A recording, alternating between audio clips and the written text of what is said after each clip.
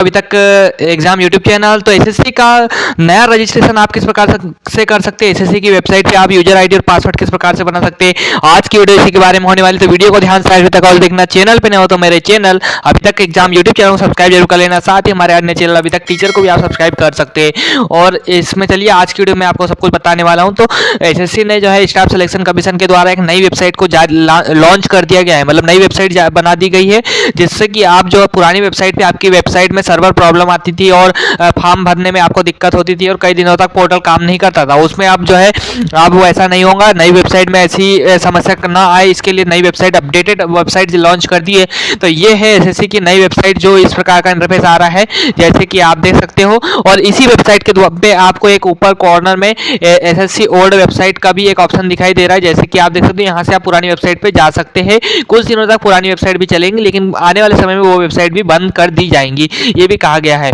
अभी कंटिन्यू चलेंगी दोनों। तो चलिए, इस प्रकार का इंटरफेस आ रहा है। नई वेबसाइट आपको देखने में शानदार लग रही है। कुछ यहाँ पे क्विक लिंक दिए हुए हैं, यहाँ से डायरेक्ट से आप जो है अधिकतर चीजें देख सकेंगे। लेटेस्ट अपडेट है, एग्जामिनेशन कैलेंडर वगैरह, और यहाँ पे लेटेस्ट नोटिस बोर्ड वगैरह आपको सब कुछ मिल रहा है। सारी अपडेट यहाँ ऊपर मिल रही है। ब्राउज बाय एग्जामिनेशन वाला भी ऑप्शन आपको दिखाई दे रहा है, यहाँ पे आप देख सकते हो। कुछ इस प्रकार का नया इंटरफेस बहुत ही शानदार लग रहा है। और मोस्ट प्रॉब्लम मैं आपको रजिस्ट्रेशन करना बता देता हूँ, और यूजर आईडी और पासवर्ड कैसे बना सकते हैं इसके बारे में हम देख लेते हैं। तो इस वेबसाइट पे आपको पहुंच जाना है, इसकी लिंक डिस्क्रिप्शन बॉक्स में दे दूंगा, ssc.government.in की। इस वेबसाइट पे आप पहुंच सकते हैं। इस प्रकार से इंटरफेस दिखाई देता है। यहाँ पे ऊपर आपको कॉर्नर पे दिखाई दे रहा है लॉगिन फॉर रजिस्टर, लॉगिन और रजिस्टर वाला एक ऑप्शन दिखाई दे रहा है सीधे हाथ तरफ राइट कॉर्नर पे। तो इस पे आपको क्लिक कर देना। इस प्रकार का इंटरफेस आएगा, जैसे कि आप देख सकते हो हमारा इंटरफेस इस प्रकार से। तो यहाँ पे आपको कैंडिडेट के द्वारा लॉगिन कर सकते हैं। लॉगिन करने का आपको सीधा सा आइडिया है, यूजर नेम और पासवर्ड आप लिख के यहाँ पे लॉगिन कर सकते हैं। कैप्चा कोड लिखना है, ये जो दिया हुआ है, और इसके बाद लॉगिन बटन पे क्लिक करेंगे तो आप यहाँ पे लॉगिन हो जाएंगे। एक न्यू यूजर रजिस्ट्रेशन वाला एक ऑप्शन भी दिखाई दे रहा है नीचे, इसी के लॉगिन के नीचे। तो इस ऑप्शन पे आपको क्लिक करना है, जैसे कि आप देख सकते हो यूजर नेम रजिस्टर नाउ वाले ऑप्शन पे क्लिक करना है। यहाँ क्लिक करेंगे तो आप जो है आगे बढ़ जाएंगे और आपका रजिस्ट्रेशन शुरू हो जाएगा। यहाँ पे नई वेबसाइट पे नया रजिस्ट्रेशन करना सभी कैंडिडेट के लिए जरूरी है, तभी आप कोई भी एसएससी के फॉर्म आने वाले समय में भर पाएंगे। तो आपको कर लीजिए, अभी से करना मैं आपको सिखा दे रहा हूँ। क्लिक करते रजिस्टर नाउ पे, तो आपकी OTR यानी कि वन टाइम रजिस्ट्रेशन यहाँ पे करना सभी कैंडिडेट के लिए जरूरी है। यहाँ पे 4 स्टेप है, personal detail, password creation, addition detail और डिक्लेरेशन। ये सारी चीजें आपको करना जरूरी है। इसके बजाय कंटिन्यू पे आपको क्लिक करना है। कंटिन्यू बटन पे क्लिक करेंगे तो आप जैसे ही क्लिक करेंगे तो आगे आपका रजिस्ट्रेशन शुरू हो जाएगा। चलिए, क्लिक करते इस प्रकार से आपकी वेबसाइट ओपन हो जाती है, जैसे कि आप देख सकते हो। पर्सनल डिटेल, पासवर्ड क्रिएशन और एडिशनल डिटेल और डिक्लेरेशन। तो सबसे पहले आपको क्या चीजें लिखना है, यहाँ पे क्या चीजें लिखना है, जैसे कि आप देख सकते हो वन टाइम रजिस्ट्रेशन, ये आपको पहली बार रजिस्ट्रेशन करना है। OTR के लिए OTR वन टाइम रजिस्ट्रेशन करना है। सबसे पहला प्रश्न पूछ रहा है, do you have a Aadhaar card? तो आपके पास में आधार कार्ड है या नहीं। पहला प्रश्न आपसे आधार के बारे में, अगर आपके पास में आधार कार्ड बना हुआ है तो आपको आधार नंबर के द्वारा यहाँ पे आपको सबसे पहले देना पड़ेगा। और इसके बाद आपको अगर आधार कार्ड नहीं है तो यहाँ पे select type of identification card, मतलब अगर आपके पास में आधार कार्ड नहीं है तो आपको और कोई आईडी कार्ड है तो वो आप यहाँ सेलेक्ट कर लेंगे। तो यहाँ पे बहुत सारे आईडी कार्ड के ऑप्शन मिल रहे हैं, जैसे आधार कार्ड जिसके पास नहीं है, वैसे तो सभी कैंडिडेट के पास में आधार कार्ड होगा, लेकिन किसी के पास नहीं है तो ड्राइविंग लाइसेंस है, employ ID, government ID, PSU private ID, PAN card, password, school college ID या वोटर आईडी, इनमें से कुछ भी आपके पास में है तो आप इसके द्वारा यहाँ पे रजिस्ट्रेशन कर सकते हैं। वही आईडी कार्ड आपको एग्जामिनेशन सेंटर पे फिर लेकर जाना पड़ेगा, जिसमें कि आपका नाम वगैरह सब सही है, वही आईडी आप यहाँ पे सिलेक्ट करेंगे। तो यहाँ पे हम जो है सबसे पहले आधार कार्ड के द्वारा ही कर लेंगे। इसके पश्चात आपने कभी अपना नाम बदला है क्या, ये पूछा जाएगा। यहाँ पे कैंडिडेट का नाम आपका आएगा, नाम आपका 10वीं की मार्कशीट यानी 10th जिसकी मार्कशीट आपकी मैट्रिकुलेशन मार्कशीट के अनुसार यहाँ पे फॉर्म आपको जो है नाम लिखना है। फादर्स नेम, मदर्स नेम सब उसी के हिसाब से लिखना है। और इसके अलावा फादर्स नेम के सामने श्री या श्रीमती ये कुछ आपको नहीं लिखना है, वेरीफाई करना पड़ेगा। इसके बाद आपने कभी नाम चेंज किया है क्या, ये पूछा गया। तो अगर आप कोई फीमेल है जिसकी शादी होने के बाद आपने कुछ नाम चेंज किया है, नाम बदला है आपकी मार्कशीट की 10वीं की मार्कशीट के बाद में, 10वीं के बाद में, तो आप यहाँ पे यस पे क्लिक करके यहाँ पे यस वाले ऑप्शन पे क्लिक करके यहाँ पे नया नाम जो आपका है वो लिखेंगे और आगे बढ़ जाएंगे। और अगर आपने कुछ नहीं चेंज किया है तो आप जैसा का वैसा रहने देंगे। जेंडर आप यहाँ पे मेल फीमेल ट्रांसजेंडर 3 ऑप्शन आ रहे हैं, जिसे हम सिलेक्ट कर लेंगे। इसी प्रकार से वेरीफाई कर लेंगे। इसके बाद आपकी जन्म की तारीख आपको लिखना है। जन्म की तारीख भी शानदार अक्षरों में आ रही है, तो यहाँ मंथ और ये सब सिलेक्ट करना है। तो जैसे हम यहाँ सिलेक्ट कर लेते हैं, चलिए देख लेते हैं। तो यहाँ पे आपका ईयर सबसे पहले सिलेक्ट करना है।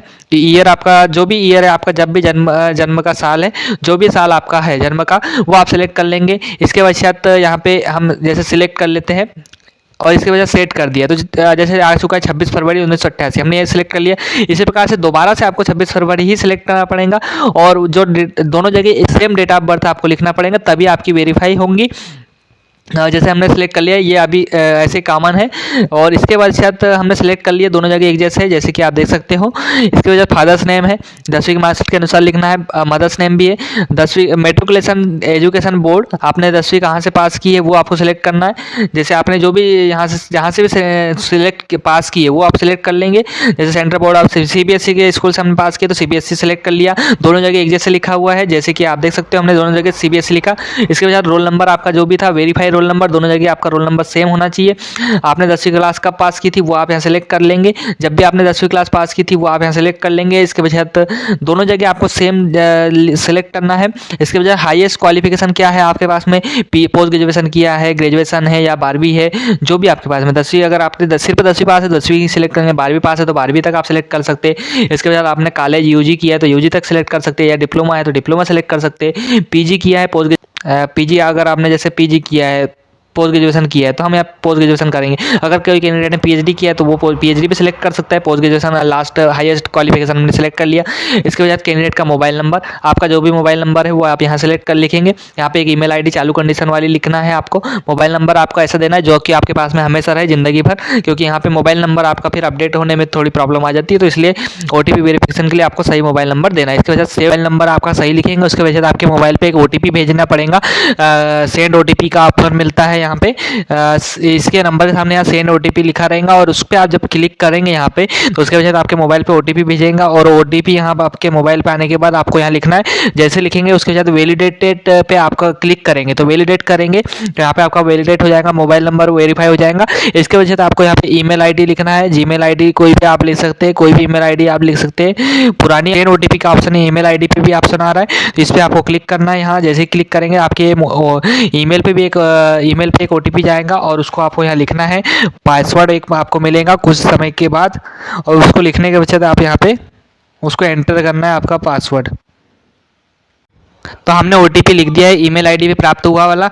इसके सामने यहाँ वैलिडेट बटन पे हम क्लिक करेंगे। जैसे ही करेंगे तो यहाँ पे हमारा OTP वेरीफाई हो जाएगा और वैलिडेटेड लिख के आ जाएगा, ग्रीन टिक आ जाएगा थोड़ी देर बाद में।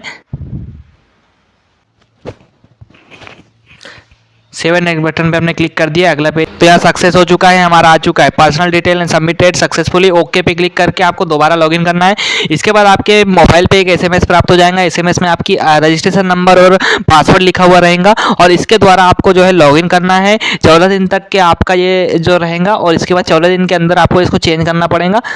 आपका रजिस्ट्रेशन नंबर आपके स्क्रीन पे आ चुका है, जैसे कि शुरू हो चुका है। इकाई, दहाई, सैकड़ा, हजार, दस, आपका बहुत ही लंबा रजिस्ट्रेशन नंबर दिया हुआ है। इस बार कंटिन्यू बटन पे क्लिक कर देना है नीचे। तो इसके वजह से आपका रजिस्ट्रेशन नंबर हेलो कैंडिडेट लिख के आ गया है और साइन इन आपको करने का ऑप्शन आ रहा है। मतलब कि आपका जो अभी अस्थायी पासवर्ड आपको प्राप्त हुआ है, ID और पासवर्ड, उसके द्वारा आपको यहाँ लॉगिन करना है। पासवर्ड लिखना है, कैप्चा कोड लिखना है, उसके बाद लॉगिन हो जाएंगे और आपको आगे बढ़ना है। इसके बाद रजिस्ट्रेशन नंबर हमें प्राप्त हुआ जैसे कि 10005070, इस प्रकार का आपको जो भी प्राप्त हुआ है वो आपको लिख देना है। पूरा जो रजिस्ट्रेशन नंबर है वो लिख देंगे हम। इतना कुछ नंबरों का पासवर्ड प्राप्त हुआ है, नंबर वाला पासवर्ड प्राप्त होता है, पार्शियल है, मतलब अस्थायी पासवर्ड प्राप्त हुआ है, जो कि आपका देना है। पासवर्ड लिखने के बाद कैप्चा कोड लिखना है, कैप्चा कोड HN। अगले स्टेप में आपको क्या है, एक नया पासवर्ड बनाना है जो कि आपको अपने हाथ से बनाना है। सबसे पहले आपको नया पासवर्ड क्रिएट करना पड़ेगा और इसके बाद आपको अगले स्टेप में आगे बढ़ना पड़ेगा।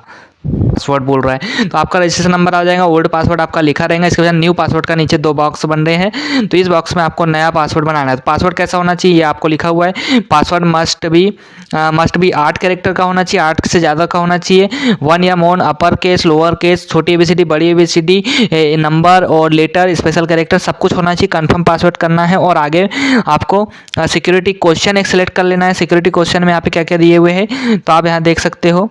नया पासवर्ड बनाया है जैसे कि ZYZG 12 एंड 12 हमने पासवर्ड बनाया। तो ये पासवर्ड हमारा जो है जैसे कि आप देख सकते हो 8 कैरेक्टर से 8 से ज़्यादा का है। अपर केस, लोअर केस सब कुछ हमने शामिल करके बनाया। तो यहाँ पे सारे ये ग्रीन टिक आ गया है, ग्रीन में आ गया। यही पासवर्ड हमको दोबारा नीचे के कंफर्म पासवर्ड में लिख देना है और इसके वजह सिक्योरिटी क्वेश्चन का हमारा मिसमैच नहीं हो रहा है। इसके वजह सिक्योरिटी क्वेश्चन वाला ऑप्शन आता है। सिक्योरिटी क्वेश्चन आपका इसलिए रहता है क्योंकि अगर आप पासवर्ड भूल गए, ID पासवर्ड, तो आप पासवर्ड भूल गए तो आप यहाँ पे दोबारा से सिक्योरिटी क्वेश्चन के जवाब देके आप पासवर्ड रीसेट कर सकेंगे। तो यहाँ पे पहला सिक्योरिटी क्वेश्चन इतने सारे मिलते हैं। तो पहला आपका सिक्योरिटी क्वेश्चन है what city where you born in, मतलब किस सिटी में आपका जन्म हुआ, ये वाला सिलेक्ट कर सकते हैं, मत दे सकते हैं, या फिर आपका फर्स्ट स्कूल का नाम दे सकते हैं, फेवरेट बुक का नाम दे सकते हैं, नाम लिखा। तो फेवरेट मूवी का आपको सिर्फ ये मूवी का नाम सिर्फ आपको ही पता होगा। जैसे कोई मूवी है, मान लो अभी जो है अभी आपकी जो पसंदीदा मान लो तो जवान है। तो अगर मान लो जवान अभी आई है तो जवान अगर आपकी फर्स्ट मूवी है, जवान लिख के रख दिया है। फेवरेट क्वेश्चन 1 में ये जवान लिख दिया। इसके वजह से सेकंड क्वेश्चन आपको 4 प्रश्नों में से 2 और एक प्रश्न आपको सिलेक्ट कर लेना है। तो यहाँ मान लो सिटी का नाम हम दे देते हैं, तो इसके भी आपको उत्तर जैसे आपको ही पता होगा जिसका ऐसा सिटी आपको देना है। जैसे मान लो मध्य प्रदेश का उज्जैन शहर है तो उज्जैन का हम यहाँ दे देते हैं। इसके पश्चात हम save and next button click करेंगे तो ये आपका हमारे सिक्योरिटी क्वेश्चन है सेव हो जाते हैं। और इसके बाद आपको जो है जब पासवर्ड आप रीसेट करेंगे तो यही सिक्योरिटी क्वेश्चन आपके जवाब आपको देना पड़ेगा। जो आपको नेक्स्ट बटन पे क्लिक किया तो हमारा यहाँ पे रजिस्ट्रेशन सक्सेसफुल हो गया, पासवर्ड क्रिएटेड सक्सेसफुली लिख के आ गया है। मतलब हमने ID और हमारा पासवर्ड बन चुका है, रजिस्ट्रेशन नंबर और पासवर्ड हमारे पास में आ चुका है SSC की तरफ से नई वेबसाइट का। यहाँ पे सब लिखा हुआ है, पहले से आ गया है। लॉगिन पे हम क्लिक करेंगे तो दोबारा से हमारा लॉगिन हो चुका है जैसे कि आप देख सकते हो का है। इसके पश्चात अगला ऑप्शन आता है कैटेगरी का। तो यहाँ पे आपको SC ST OBC PWD दिव्यांगजन सारे कैटेगरी के नाम आ जाएंगे। तो आपको यहाँ पे सिलेक्ट करना है अनुसूचित जाति जनजाति क्या किस कैटेगरी में आप आते हैं। तो यहाँ पे SC ST OBC EWS का भी ऑप्शन आ चुका है, EWS का भी आ चुका है, SC ST EWS सारे ऑप्शन आ चुके हैं। तो आप जो भी कैटेगरी के है वो आप यहाँ सिलेक्ट कर लेंगे और दोबारा से वेरीफाई भी कर दें। तो आप इंडिया के ही लिखेंगे, अगर कहीं से आए वाले हैं भूटान नेपाल वाले तो ये ऑप्शन सिलेक्ट कर देंगे, सिटीजन ऑफ इंडिया ही हम सिलेक्ट करेंगे। इसके अलावा अगर आप अदर नेशनल से आए तो यहाँ पे आपको अपना एड्रेस लिखना पड़ेगा।